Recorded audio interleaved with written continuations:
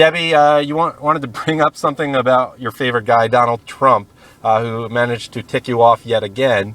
And this is a story you only mentioned to me off the so-called air. What's going on with the Miss USA pageant? So Donald Trump has invited Caitlyn/Bruce Jenner to become a judge on in the Miss USA pageant and probably the Miss Universe pageant too. I would imagine he would do that. And listen, well, he still likes women, so he's just as good as any heterosexual male for that. Apparently, yeah. Although, they did have, didn't they have in the Miss USA pageant, they had, what is his name, Mario Lavandera, who goes by the name of Perez Hilton? I don't know. I don't follow. Oh, yeah, they did. I don't follow that crap the way you do, but... Well, he's gay, and he runs the site Perez.com. Remember when he asked the Miss California what her position was on gay marriage, and she said that she likes opposite marriage? Yeah, I vaguely remember that, yeah. So, Donald Trump is a huckster. Nobody ever accused him of being a less effective marketer than a carnival barker. Right. I mean, he's a billionaire carnival barker, but that's what he is. He's like that guy that got midgets to play for the... was it the St. Louis Browns? Yeah, Bill Veeck. But remember, the midget was his on-base percentage was 1,000 because he did walk. So, and then they had a pinch runner for him. So, you can't argue with that logic. But then the league made a rule or something about that, though I don't know on what basis. Yeah. So he's like Vic, only I don't think maybe as smart as Vic, but he's definitely a marketer and a publicity hound. That's why he runs for president whenever a new season of The Apprentice is going to happen, or whenever he thinks The Apprentice is in danger of being canceled. Right. By the way, he's also considering making Bruce transgender, whatever you called him. I call him Jenn Brucer. Jenn Brucer. He's looking to make Bruce Jenner or Caitlyn Jenner a celebrity apprentice on The Apprentice. And I bet you anything that Bruce Jenner does all of these things because. Listen, he's the biggest publicity hound. We thought the Kardashians were publicity whores, but Bruce Jenner is the biggest publicity whore of them all, as we see. He's trying to out-Kardashian the Kardashians. Well, do you really think so, or do you think maybe this is part of the whole general marketing scheme, that maybe she said, okay, we need you to do this, you're out of money, you want some money, this is what you're going to do, and read him/her/it, the Riot Act? Maybe he was broke. Because, I think Bruce Jenner now is worth $100 million or more. Really? So he could just retire. Even the way he lives in a several multi-million-dollar Malibu mansion, his seaside mansion, he could retire and not have done the sex change.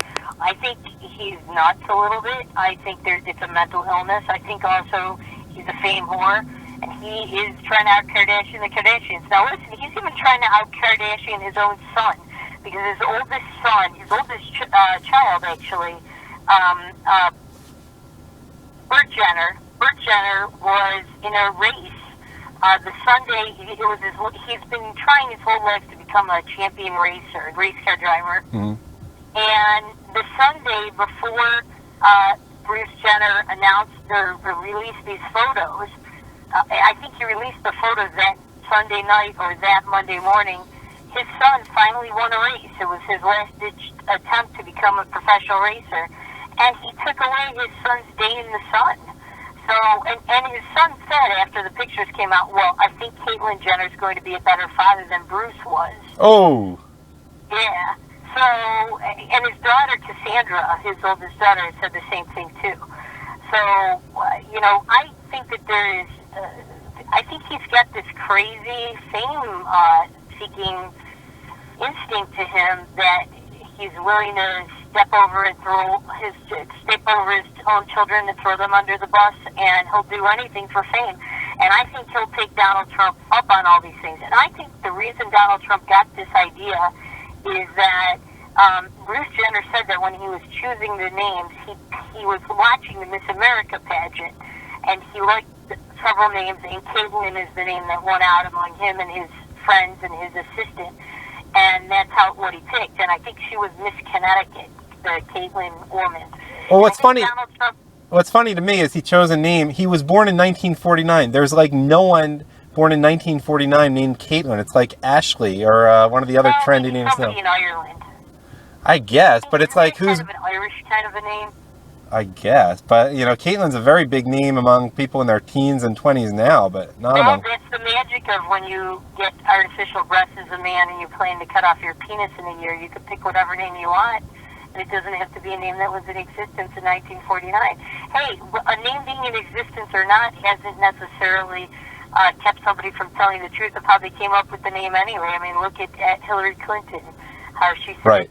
she was named after Sir Edmund Hillary. Yeah, of course. When she was born after he went to the top of that mountain. What was it, Mount Kilimanjaro? Yeah. No, it was, no, Mount Kilimanjaro wouldn't be that big a deal. It was Mount Everest. Yeah, Mount Everest, sorry.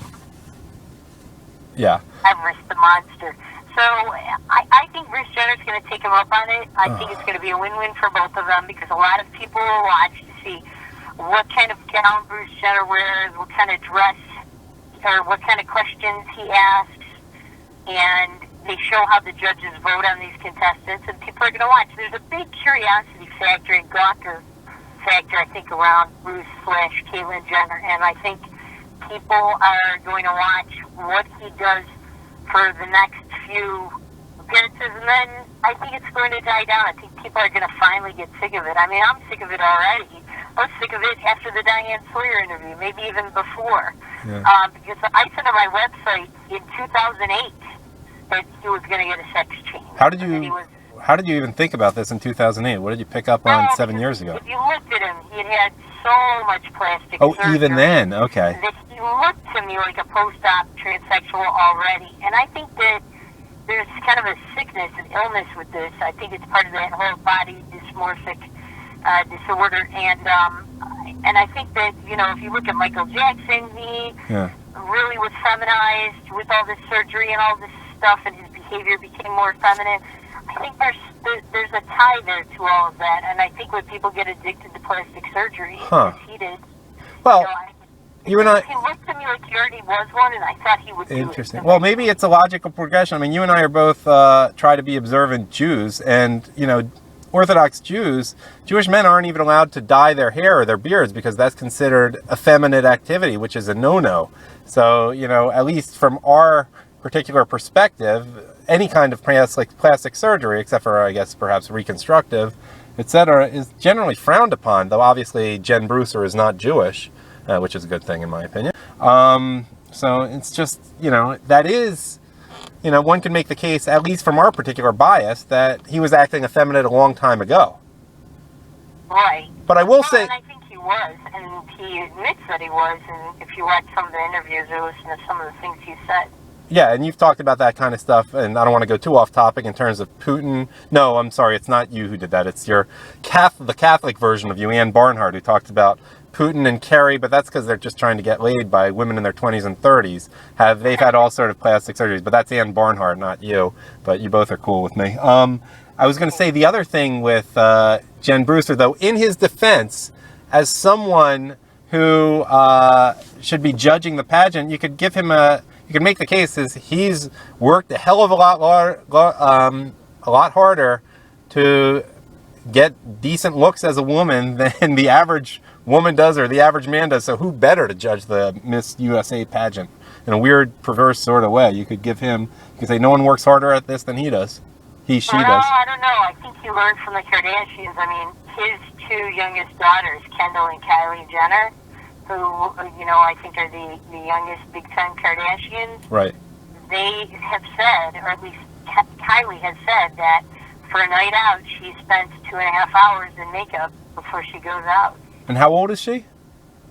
17. A 17-year-old shouldn't have to. 17 going on 30-year-old washed-up cocktail waitress. Yeah, I guess maybe it's too much time. A 17-year-old really shouldn't have to put on that much makeup. I mean, well, she's the one that also has been injecting her lips and maybe that. The Kylie Jenner challenge. You shouldn't need that much makeup if you're eating right and 17 years old. I'm just saying. Neither of us, we're very far from 17, and you know, things happen. Anyhow, can we go on to something else? Yes.